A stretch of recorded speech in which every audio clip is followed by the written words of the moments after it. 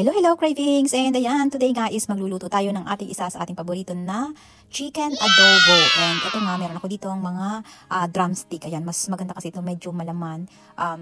Kaya ito lang yung aking gagawin.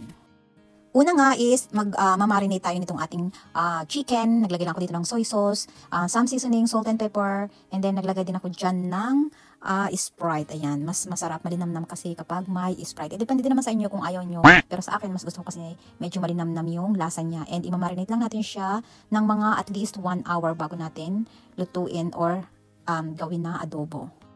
Mas gusto ko nga sa adobo is yung medyo tuyo yung pagkaluto niya kasi kapag medyo masabaw is hindi siya gaano appealing para sa akin. And then after nga niyan is isi-serve ko lang itong ating mga chicken and then saka ako mag-saute ng garlic and onion. And then after natin mag-saute itong ating garlic and onion is ilalagay naman natin itong ating mga sinurd na chicken. Ayan, ganyan ako magluto ng chicken kapag gusto ko yung hindi siya masabaw, yung tuyo yung pagka-adobo niya. And then ilulutuin lang natin siya dyan ng mga 10 minutes and then saka natin siya lalagyan ng ating sauce. Yung sauce na ilalagay din natin dito is yung ating pinagbabaran kanina or pinagmarinate na sauce. Ayan.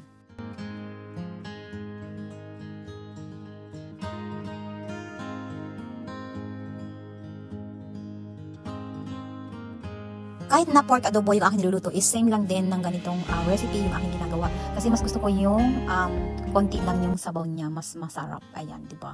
And ayan, after natin mailagay yung ating pinagbabaran is i-cover lang natin siya ng mga couple of minutes, simmer, and then saka natin siya babalik rin para manuot talaga yung lasa niya. And kapag yung chicken is medyo matigas pa, pwede nyo siyang dagdagan ng water. And then after nyan, kapag medyo malapit na magluto ang ating adobo, isaka naman natin lalagyan ng ating vinegar. Ayan. Mas matagal kasi masira kapag may vinegar at syempre masarap din para dito sa ating adobo. And syempre hindi natin makakalimutan lagyan yan ng dahon ng laurel. Ayan, para mag-infuse yung ating flavor.